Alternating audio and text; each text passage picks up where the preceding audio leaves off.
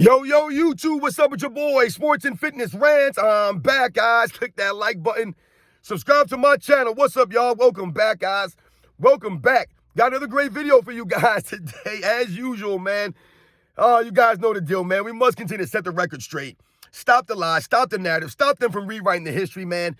Because this is what they try to continue to do, guys, is rewrite the history, and they try to, like I said, bend reality, man. And this is why we must set the record straight. And in this video, we're going to talk about how Redick, once again, is taking more shots at Michael Jordan and the 90s era by saying it was a watered-down league. We're going to talk about this video because, once again, Redick exposes himself as not understanding or knowing the history of the game. These guys are idiots. Goodness gracious, man. We must set the record straight and educate this fool in this video, guys. And I want to thank you guys, man, everyone across the world, everyone across the states has been supporting my channel, man. Much respect to all you guys. I am truly, truly humbled, man. It means a lot, guys. We must continue to stand up. So thank you to all you guys out there that have been supporting me, man, commenting, liking my videos. You guys, it means a lot, man. Thank you. I'm truly, truly humbled, man, for real. We must continue to do this. And you guys know what to do. Turn the volume all the way up. Hit that play button. Remember, these videos are for educational purposes.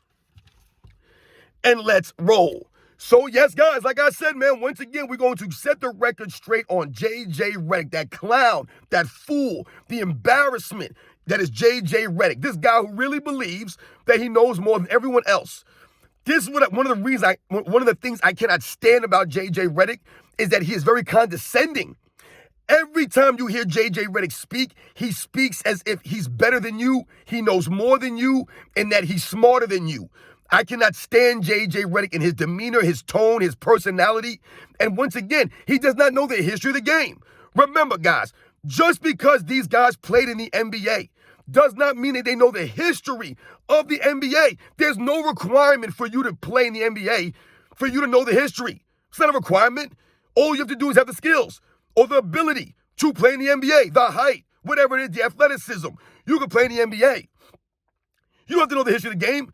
You need to know how many teams the NBA started out with, when the first season of the NBA came about, whether it was called the NBA when it first came into existence or not, how these guys were officiated back in the day. You don't have to know any of those things to play in the NBA. So remember, let's get that out of the way right there. Just because these guys play in the league does not mean that they know more than us or they're smarter than us. It does not, guys.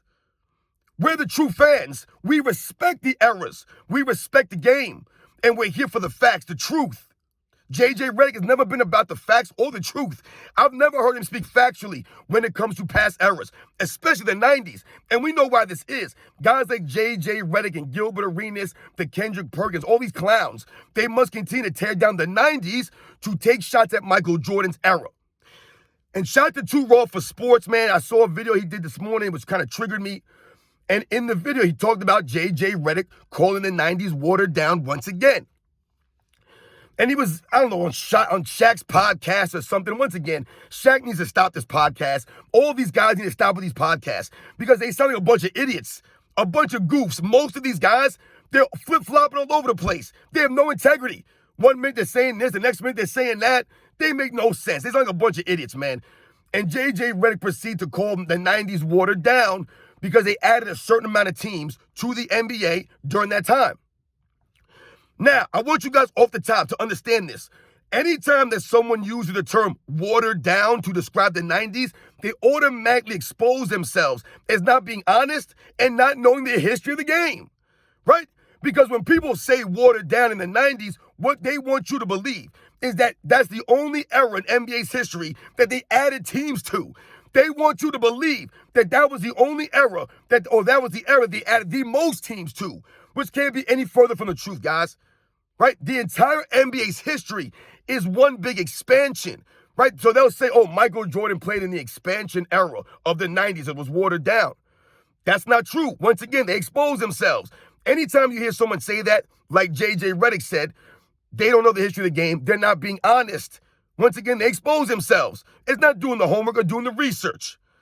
And Redick doesn't even know the facts because he said something about them adding 6 teams during the 90s. That's not true, guys. They did not add 6 teams during the 90s. So let's think about this now, right? Because if we want to be technical, right, let's think about this. Now, once again, when I tell you that they're not being honest, guys, these are the facts. Because if we think about the NBA, when the NBA first came about, there were 8 teams, right? There were 8 teams in the league, guys. 8 teams. 1960, there were 8 teams. All right? Now, if we think about from 1960 to 1980, 20 years, right? 20 seasons, right? 1960 to 1980. The NBA went from 8 teams to 22 teams. Doesn't that seem like an expansion to you guys? Doesn't that seem like they added some damn teams over the years? It went from 8 to 22 teams. So what the hell is JJ Redick talking about? The 90s was an expansion era, watered down, because they added teams. Every damn era has had teams added to them. From 1960, listen, to 1980, 8 to 22 teams. So what does that mean, guys? That means from 1960 to 1980, the NBA added 14 teams. 14 plus 8 equals 22. That's a lot of teams added, guys. 14 teams in 20 seasons. That's almost a team a season. They've added. That's expansion. Does anybody say that the 60s and the 70s was watered down? No, they only say it for the 90s and Michael Jordan's era. Once again, exposing guys like JJ Redick as not knowing the history of the game. JJ Redick is a fool. I told you he's more concerned with his hair gel than he is with anything else. The facts. So let's think about this now. From 1980, right? So in 1980, there were 22 teams. The 1979, the 1980 season. There were 22 teams, guys, to start that season. If we go 20 years to 2000, right? 20 years, 80 to 2000, just like we did before, 60 to 80, 20 years, right? It went from 22 to 29 teams. So the NBA added 7 teams in those 20 seasons. Half of the teams that were added from 60 to 80. But Michael Jordan's era was the watered down expansion league. It don't add up, guys. Don't add up. So think about that. So from 1980 to 2000, 20 years, there was 7 teams added, guys. 7 teams in 20 seasons. That's not even a team every 2 years. Meanwhile, from 60 to 80, they added 14 teams. Double the amount. Remember, we think about the merge of the ABA and the NBA, 1976. Right? I believe they brought in 4 teams in one season, guys, from the ABA that year. 4 teams in one season. But Michael Jordan's 90s were watered down. Now, let's dig into the details here, because JJ Redick said that the NBA added 6 teams in the 90s. 6. And he's off on that. So let's think about this now. In 1980 to 81 season, the 81 season, the NBA added the Dallas Mavericks. They were the new team in the NBA, the Dallas Mavericks. That would bring the NBA to 23 teams in 1981. Michael Jordan's not even in the NBA yet. All right, 23 teams. In 1988-89 season, the NBA added the Charlotte Hornets. They added the Miami Heat. 2 teams. In the 1988-89 season, they added 2 teams, guys. All right? So now you would be up to what? 25 teams, right? Then they added, in 1989-90, they added Minnesota, the Timberwolves, the Orlando Magic in 89-90, right? 2 more teams. So that would get you up to 27 teams, right? And then in 1995-96 season, they added Toronto Raptors and the Vancouver Grizzlies, all right? So from 1988 to 1996, the NBA added Charlotte, Minnesota, Orlando, Miami, Toronto, Vancouver, all right? Now in 1990 alone, in the 90s, they added 4 teams, guys. 4 teams, not 6 like JJ Redick says. They added 4 teams. The 88-89 season is not the 90s. Those are the year before that. So if we want to be technical, if we want to be accurate for the historical perspective, for the historical record, there were 4 teams added in the actual 90s. 89-90, they added Orlando and Minnesota, and then 95-96 added Vancouver and Toronto. So once again, guys, the NBA has been expanding its entire entire history. They've been expanding. Also, we must think about this. Why was the NBA expanding in the 90s? That actually happens to be due to the popularity of the NBA. The game went global in the 90s, guys. It went global, did not? Remember Larry Bird and Magic Johnson in the 80s making the game popular, right? Bringing the game some life, resurrecting the game, right? After guys like Dr. J and Kareem and these other guys in the 70s, right, helped to get to the 80s, Magic and Bird took it over, right? And they pushed the game forward, and the game became popular, exciting. The game became, what? More popular, guys. So more people are playing basketball, right? So obviously the game is getting bigger. They need to expand the game. This is what's been throughout its history. From the 60s to the 70s to the 80s to the 90s. They've expanded the game. In the 90s, the game went global. So you had teams like Toronto and Vancouver come about in the late 90s. The game went global. The game was more popular. You had more European players playing now. These are the facts, guys. But now they want to say it was a watered-down expansion era. So once again, guys, J.J. Redick exposed himself as not knowing the true history of the game. Also, we think about expansion, watered down. We'll hear someone like a J.J. Redick talk about the players. Oh, they added more players because there are more teams now, so there are more players playing in the NBA. Yeah, so what? What does that mean? Guys, we have to remember something. Just because you get cut from the NBA, you don't make the NBA as a rookie or coming out of college, that doesn't mean necessarily that you're not good at basketball or you don't have any skills or anything like that. What that means is, for whatever the reason is, you didn't make an NBA roster. We must remember, teams drafted players not over their quote-unquote skills or athleticism. They drafted players based off of the fundamentals that they had, based off of a fit. Would these guys fit on this team? Would they fit in the league?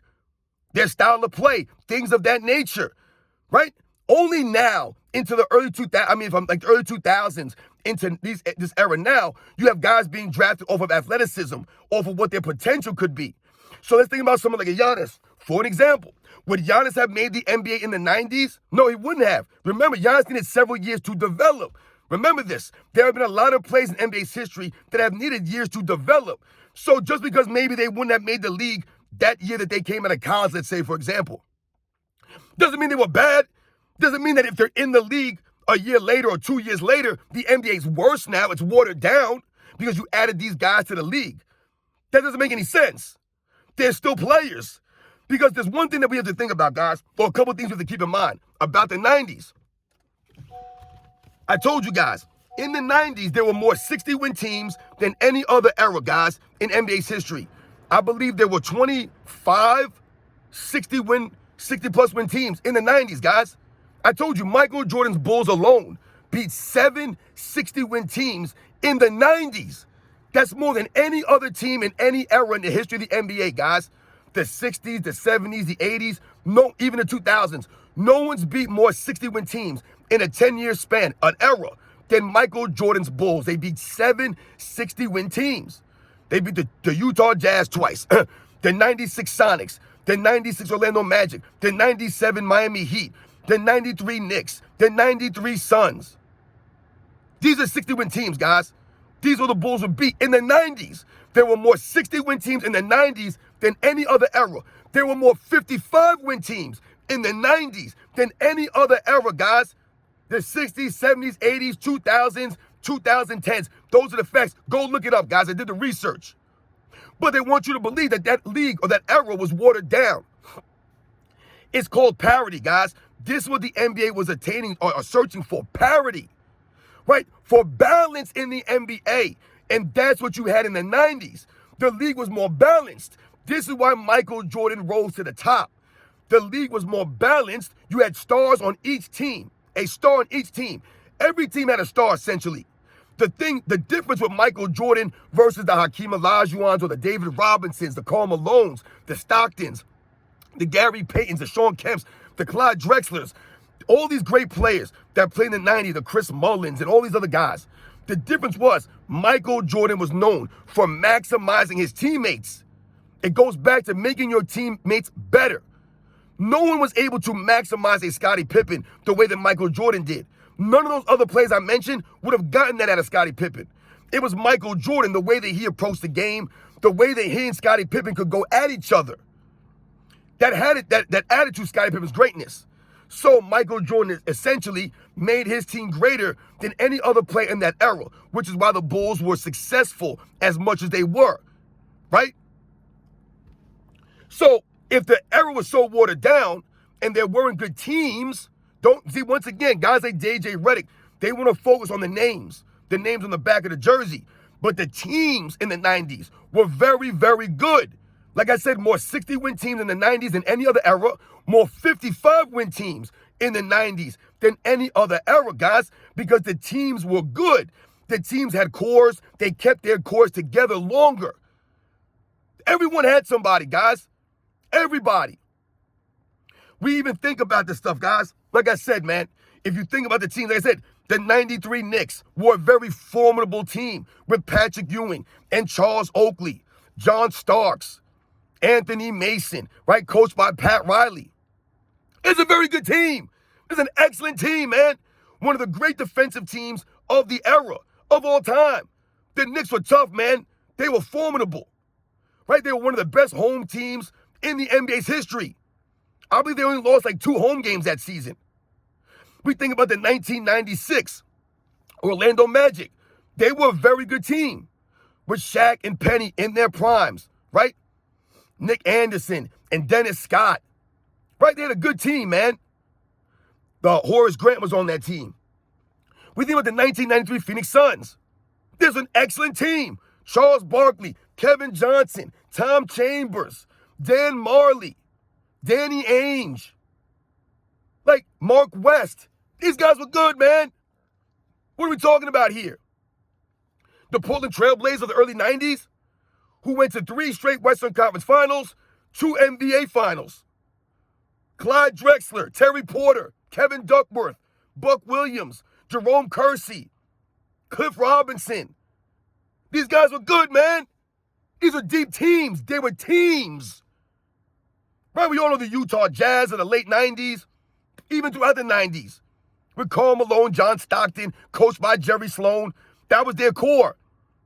And you had different pieces around them throughout the years. The Mark Eatons, the Jeff Malones, Jeff Hornacek, Byron Russell. And all these guys that were rotating in and out over the years for the Utah Jazz. But yeah, the one Stockton and Malone, that was the constant. Right, Gary Payne and the Sonics, right? You got Gary Payne, Sean Kevin, Detlef Schrempf, Nate McMillan, right? Hersey Hawkins, Sam Perkins. There's a very good team, the 96 Sonics, man. One of the great perimeter defensive teams in that era. These are good teams, man. The Miami Heat, coached by Pat Riley, the 97 Miami Heat, with Alonzo Mourning, Tim Hardaway, right? Dan Marley. Right? These teams are good, man, coached by Pat Riley. The Miami Heat, they were formidable, man.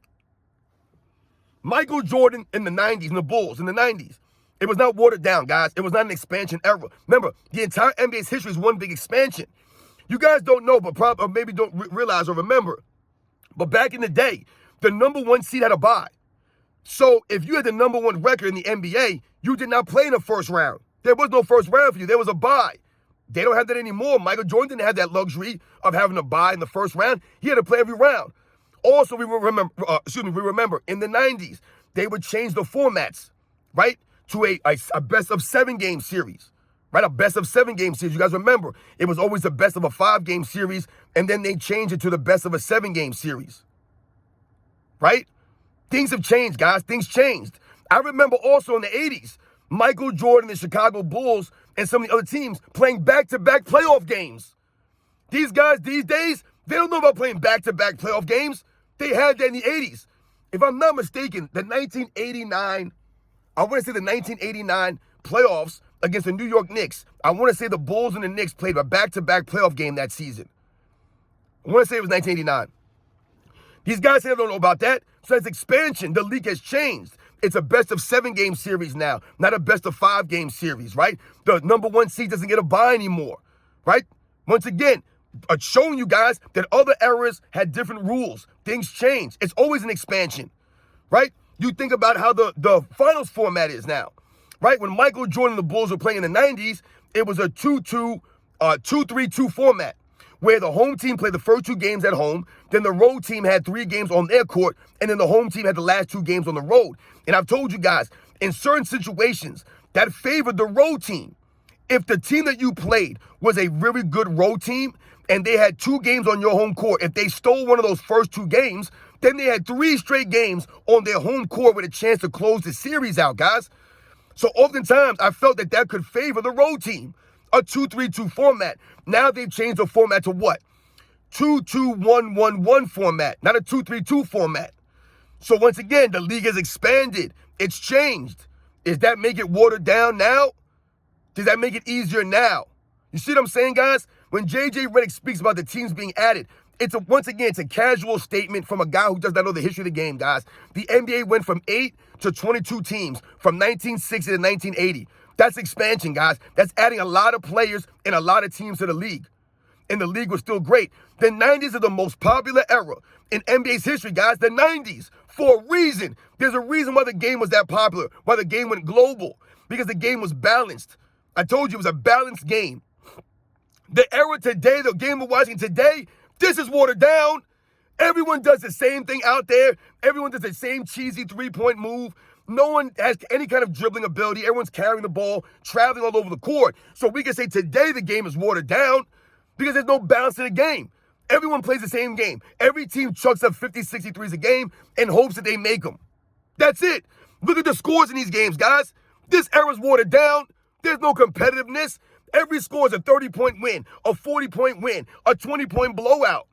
But the league was watered down back then? No, today's era is watered down compared to the past eras, guys. Those are the facts. J.J. Redick is a complete fool, man. He knows nothing about the NBA's history, and he's not honest, guys. I'm telling you right now, these guys don't have they're not educated. They don't take the time to do the research. They just speak on a microphone.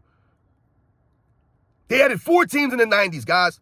4 teams. And think about those teams. The Orlando Magic got added in 89-90. They were in the Eastern Conference, the NBA Finals in 1995. Think about that, guys. But it's a watered-down expansion league. The Miami Heat, they came in 88-89. They were the first team to make the playoffs as an expansion team. They made the playoffs, I believe, in the 1992 NBA first round. I believe they played the Bulls, and the Bulls beat them down. But they made the playoffs in only a couple seasons being in the league. The Charlotte Hornets, they were in the playoffs in the 90s, only after being in the league a couple of seasons. So when you think about these things, guys, it doesn't add up because a lot of these teams were quality teams very quickly. Don't listen to J.J. Redick, man. It's more narratives and lies for them to try to tear down the history, rewrite history, bend reality. The 90s was a great era, guys. A great era. I told you there were more 60-win teams in the 90s, more 55-plus win teams in the 90s than any other era in the history of the game, guys. Michael Jordan's Bulls beat 7 60-win teams in that era. There were great teams in the 90s. Teams. These guys stayed together for longer periods of time. They didn't bounce around and team hop and form super teams. It's called parity, guys. It's called balance of the league. This is why the 90s was so great. You guys know the deal, man. I'll catch you guys on the next one.